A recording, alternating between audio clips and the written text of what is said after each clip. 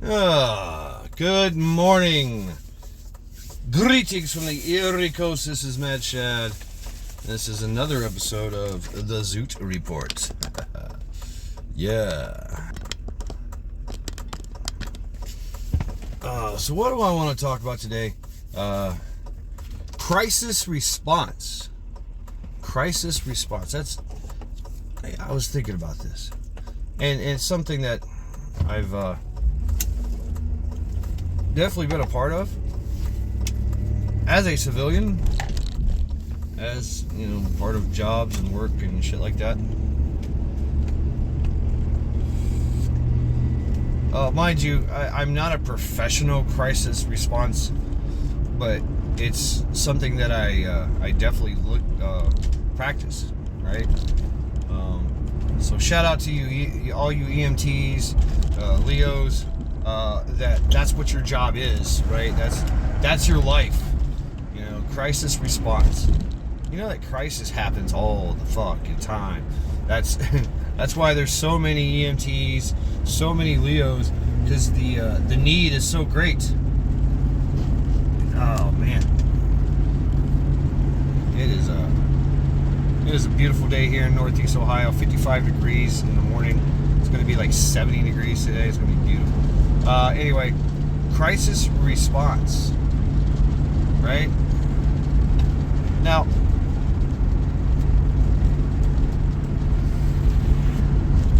as per what does that mean? When I say crisis response, immediately people think, medical. Having an IFAC, individual first aid kit, right? Having a kit in your car or something that can deal with multiple injuries, multiple people, multiple casualties, right? EMT kind of stuff. And yes, that is definitely that's probably the cornerstone of it.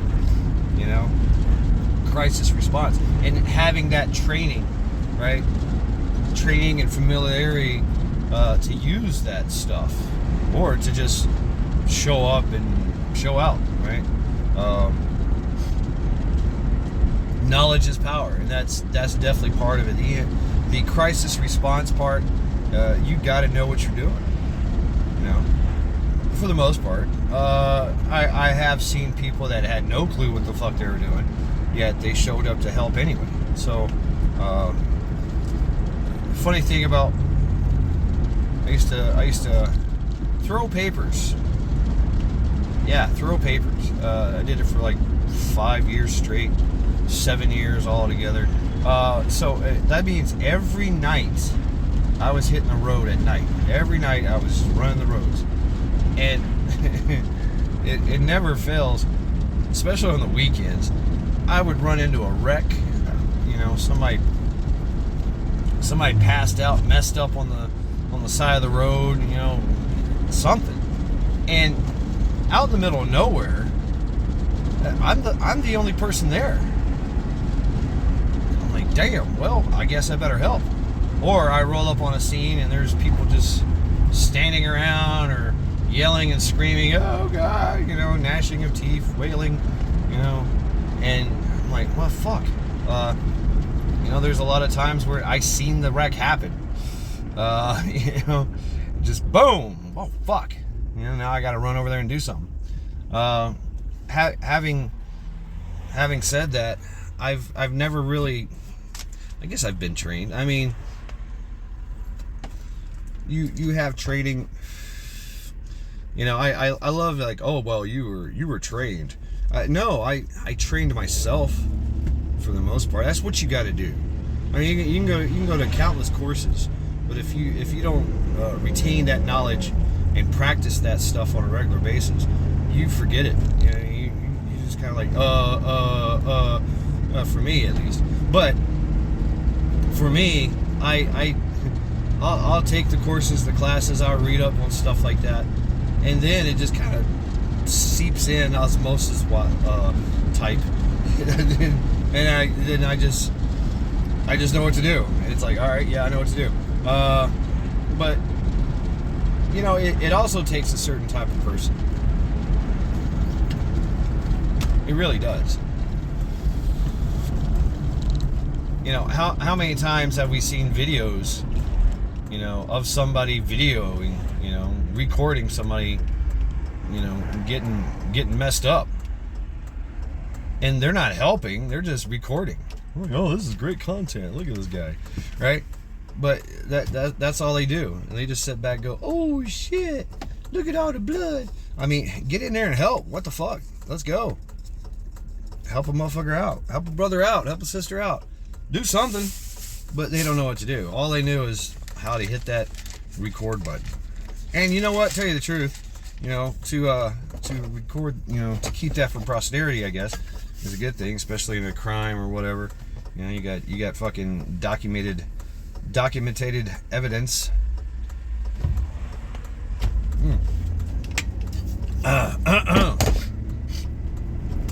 But crisis response, yeah, knowing how to use your IFAC, having an IFAC. Most people don't even have a tourniquet. Like I carry a tourniquet with me at all times. Wherever I go, I got a tourniquet, at least one. And there's more in my truck. There's more in my backpack. There's more in the IFAC. It's a tourniquet. It stops the bleeding. You have seconds, right? You have seconds when you get some when you start losing blood, and it's pumping out of you like a freaking village pump. I mean, you got seconds. Seconds count. So I mean, that's just me. I that's my EDC, right? An EDC, definitely a tourniquet, and if I have to, I'll stuff the wound in my t-shirt or something. Dirty socks, I don't give a fuck. You know what I'm saying? But it's also a mindset. And like I said before, some people just don't want to help. Like they don't want to get involved. We talked about beforehand China's mentality. The people of China's mentality. If somebody gets hurt, like, an old person falls down, what happens in this society if an old person falls down in public? Boom, you got people rushing to save them. People are like, oh my God, are you okay? And oh no, and there's concern. There's and everybody's trying to help. Boom, call 911. Yeah, are you okay? Oh, is your leg broken? Can you breathe? What's your name? Everybody is a crisis response expert. When an old person falls down or a kid gets hurt, right? China, no, they just step right over you and keep on stepping.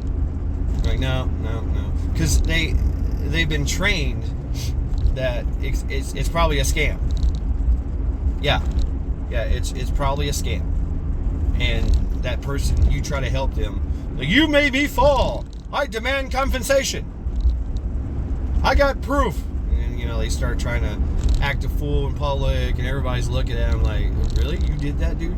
The public starts. They work the scam as public, trying to calling the public to shame you. And it works. So you know what people do? They just don't even look their way. Oh, you're on the ground. Oh, you're bleeding. I gotta go. I got shit to do. They don't help. It's part of that social engineering. Especially, and we all know that China's communism. So, and they don't even call the cops. Like, you just lay there until some official whose job it is to respond to that, sees it and goes, oh, okay, and their response is like, by that time it could be too late, and their response is lackadaisical. Like, oh, here we go again, another person falling down, because they see somebody, they go to help, and boom, the person pops up and jumps up and runs away. Like, wait a minute, I thought you were hurt. You're gonna put on this public spectacle. So it's different in a lot of cultures and countries, right? Here we do help for the most part. People do help. I have been crash sites and shit like that where, people were annoyed that they were in the way. Like, what? Get out of the way. Dude just wrecked his fucking car. All right? He ain't going nowhere. And that's all they're worried about, oh man, I'm gonna be late for work. And well, what happened? Well, somebody fucking wrecked their car in the middle of the road. I couldn't get through. The boss doesn't care. Right? The boss is gonna be like, well, fuck, you should have, left early. You should have did this, did that. You should have, ran through the crash site and ran over people and got the hell up out of there. Whatever, You be to work, be on time, regardless of what's going on. Whatever. I don't know. But crisis response. Yeah, medical, right? Definitely know your medical. Definitely know how to deal with a crisis situation, a car wreck, somebody's getting sick. Perhaps that requires a little bit more training. You're at the restaurant. Somebody's choking. We all know. Hey, okay, do the Heimlich maneuver. Get behind them and thrust vigorously. With your fist in their stomach in a bear hug manner. I used to make fun of the way that they the ditties for the Heimlich maneuver. You approach someone from behind, you take your fist, you make a fist, and then you grab reach around to their stomach, right, and grab with the other hand, and then you ask the questions, real loud, right, because they're choking. Are you choking? Are you pregnant? I'm here to help you. Spread your legs. What? Wait a minute. What? Because you don't want to do the Heimlich maneuver on somebody that's pregnant. You can kill the baby. Because you gotta do it violently to dislodge the food from their esophagus, right? The obstruction. And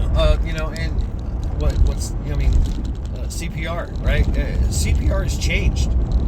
It used to be when I took it. It was. And by the way, a lot of these classes are free. A lot of these classes are supported by your job. Definitely supported by the local EMT, your hospitals. A lot of them do these free clinics and free seminars. You show up and have a class. There's civil defense. You might have to sign up for it, and then once you go through the whole course, you can go through that, get the basic course, get the advanced course, and then you get like this badass kit, and now you're part of the solution, right? And they're like, hey, give us your phone number, and we'll call you if something happens. Like, that's pretty cool, right? Something goes down in your area, mass casualty event, boom, you get the call. You're like, I gotta go, grab my bag, I'm out, right? That's cool.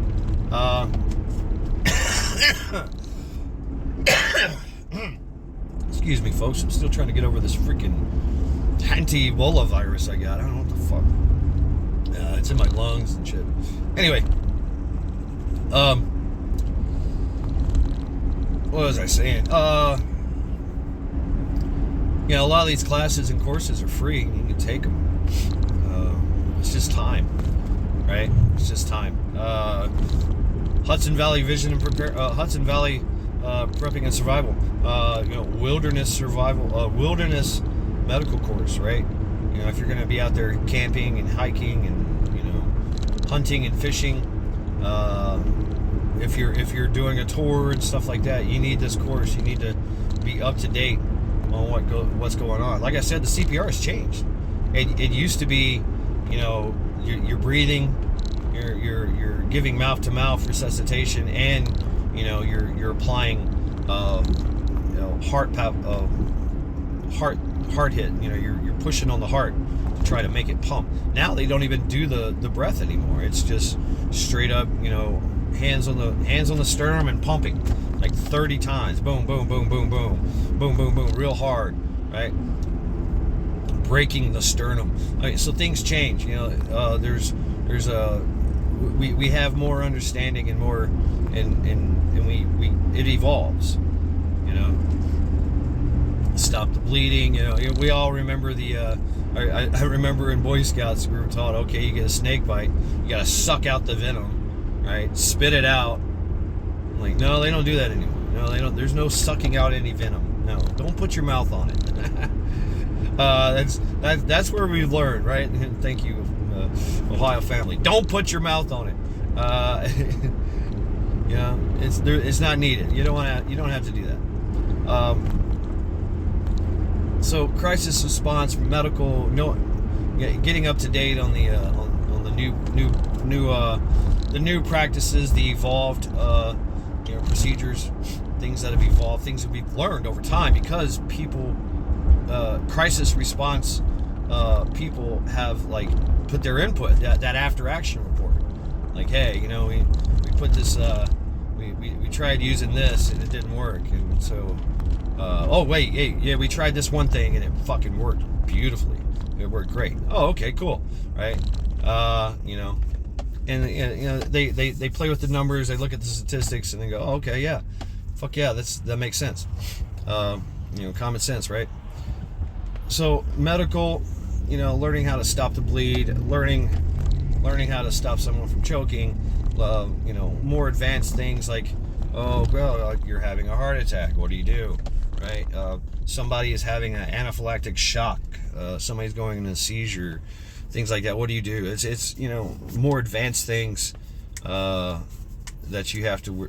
The biggest thing that I know what to do is, you know, stabilize them and call 911. I mean, that's bone. You know, if you can't, then you make somebody else do it. You know, literally just knife hand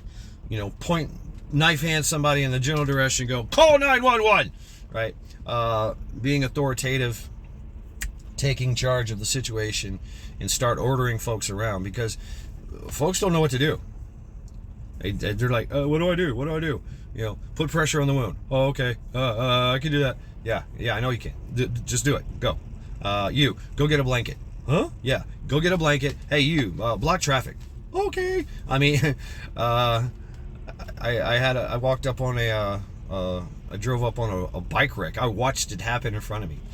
You know, this motorcycle was right in front of me.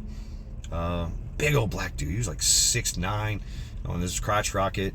He had all the gear and everything. He had his helmet on, luckily. And this lady was coming out of DMV and just, you know, didn't even stop when she came out into the road. Just bam! Clipped him. He went flying ass over tea kettle. We wasn't going fast, you know, maybe 20, 30 miles an hour. But he flipped over the bike. The bike went tumbling down the road, you know, and he's just laying there. I'm like, oh my God, dude. You know, and, you know, she's like, oh my God, what the fuck? Why are you in the way? I'm like, lady, you hit him, right? Calm down. Just calm down. All right. You know, and then people started to pull up.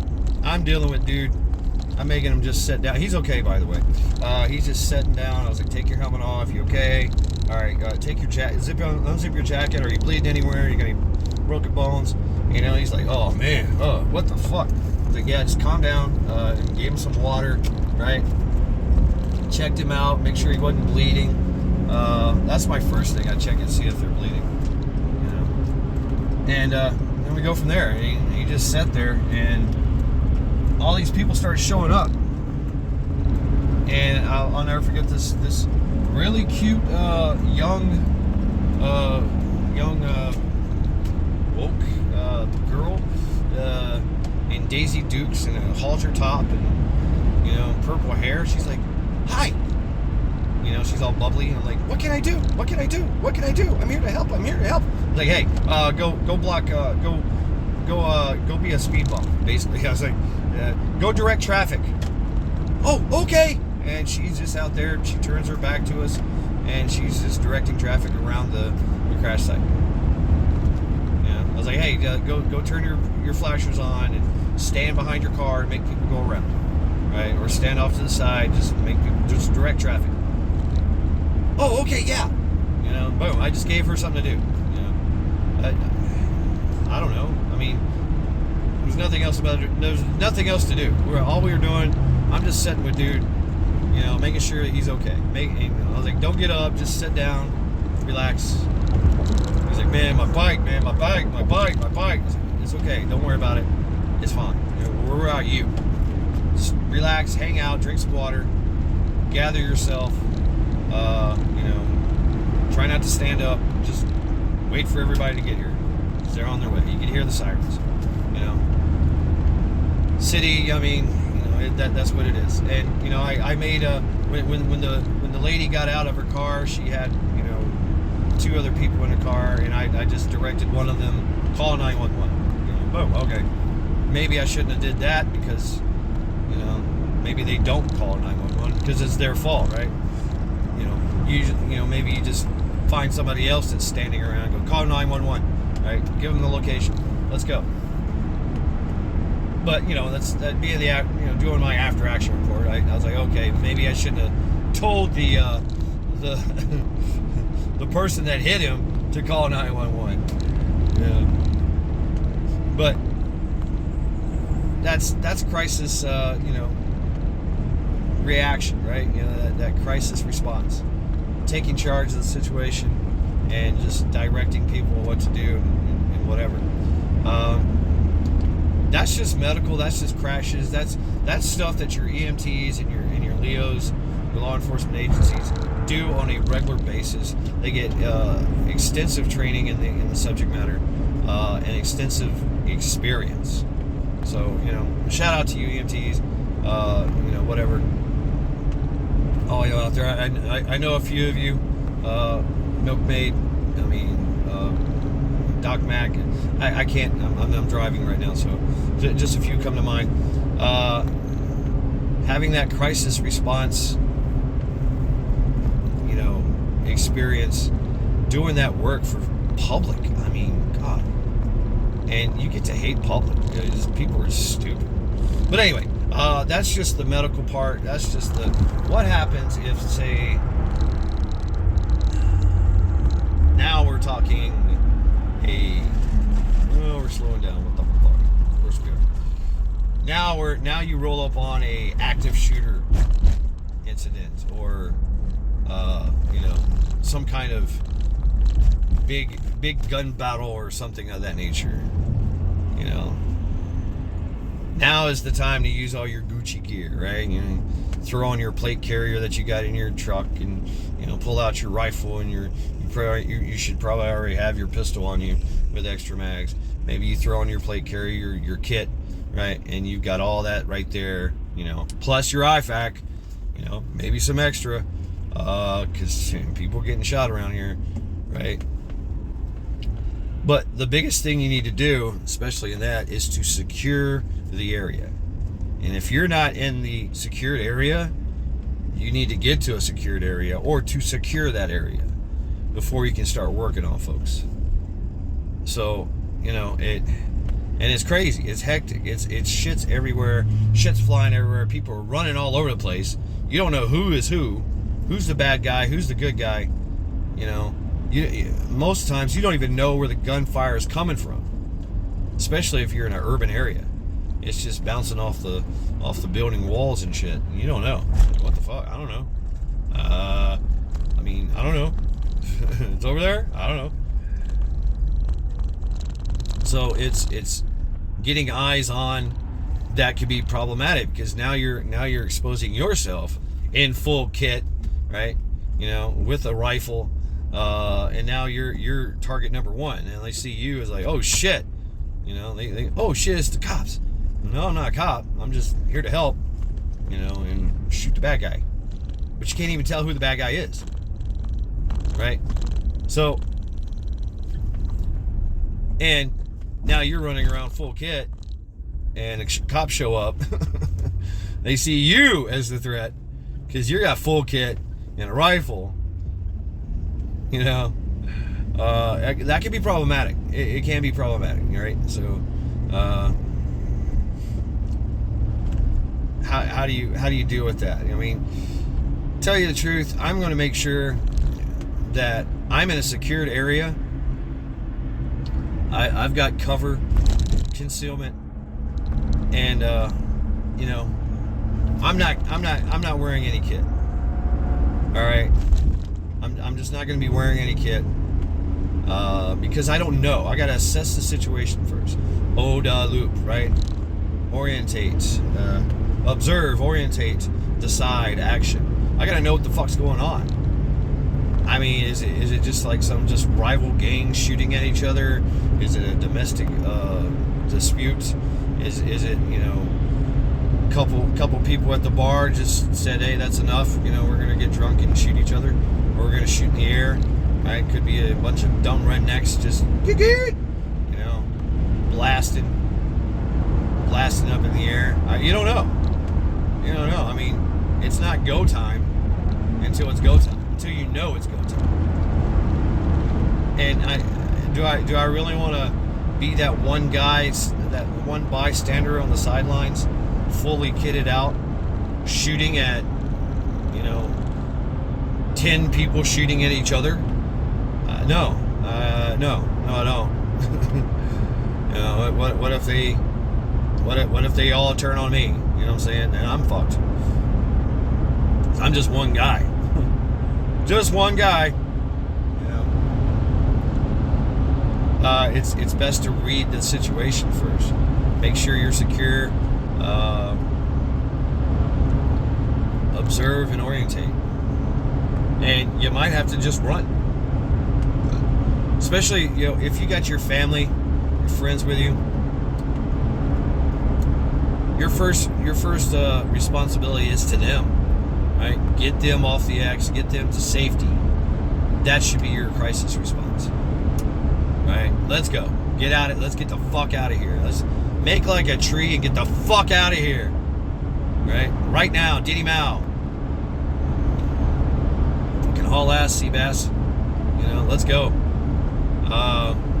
Just getting out of the area, you know, because you're just like, you don't know what's going on. Cops might already be involved and they're shooting at each other. And here you come along trying to be fucking, you know, Captain America. I've got kit, I've got training. You also got a fucking death wish is what you got. You're probably going to make the situation worse.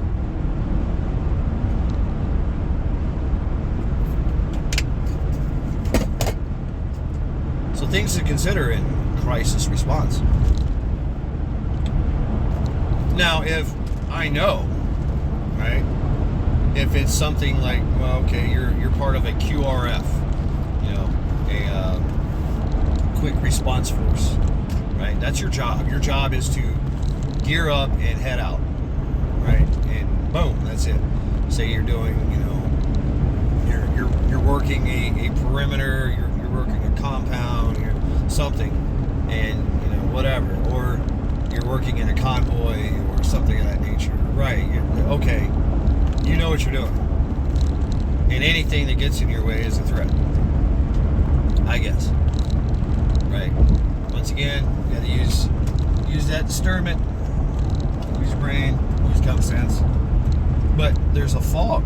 The fog of crisis. You don't know. It's better to have intel, know what you're getting into, than just running in blindly, blasting. Sometimes that works though. But you get my point. If, say, you're in a convoy and you're on the flanks or something, you're on a different street, or you're behind, you're the rear security, and they just you know, hey, boom, QRF to the front, you know, so and so just got you know, we're in ambush. Okay, I know what to do, right? But that's, everybody has this romantic idea about crisis response, and it's more chaotic than that. It's not cut and dry. Like I said, you really don't know what's going on until you spend some time in there, in that crisis area, And go ahead, bro. Fucking go.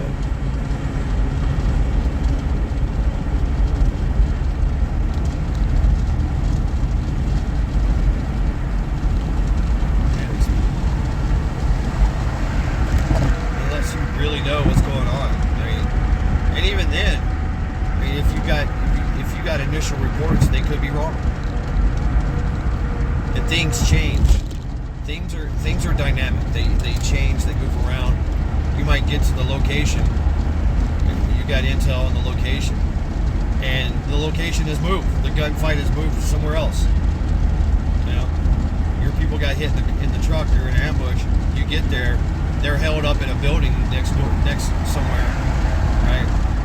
Everything's changed. You're like, well, fuck. Now what's going on?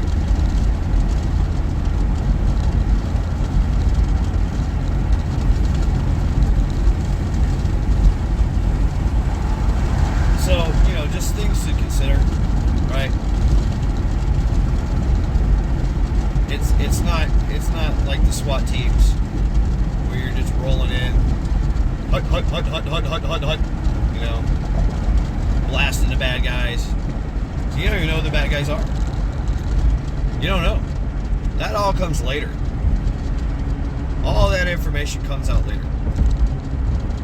You know, and the initial reports could be wrong. They usually are. You know, and if you're you're not going to be able to question someone during the situation, right? Because their perception is flawed. Man, all I see was this guy in a red shirt pulled out a gun and just started shooting the place up. I ran. He's over there. And you get there, it's a guy in a blue shirt, and he's in a different area. Oh, well, fuck, that was wrong. You start questioning, well, why did he do that? Well, it's because your mind does not process all that, retain all that information. It does afterwards when you reflect upon that situation. When it happens, no, there's no way. There's no way of knowing. Right? There's no way of knowing.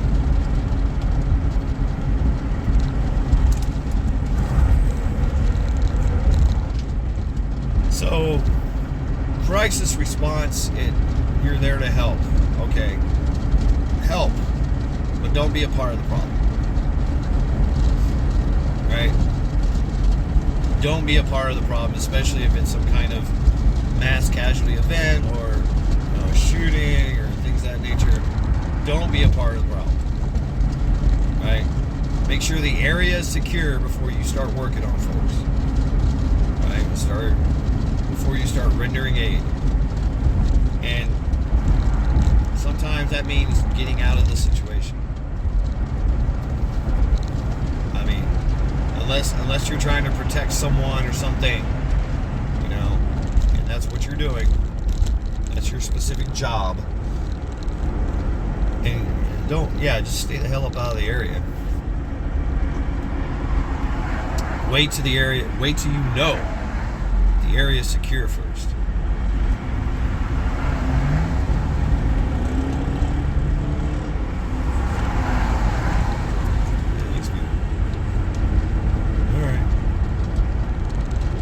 So same thing with a car wreck or something. You know, you can't just find somebody on the side of the road, find somebody in the middle of the road, you know, and just start working on it. Because now you're in the middle of the road too, right? You got to secure that area. You got to make it safe.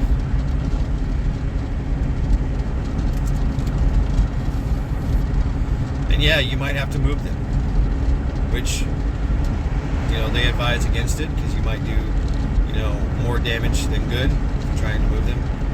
You know, you gotta be careful. You gotta watch their neck.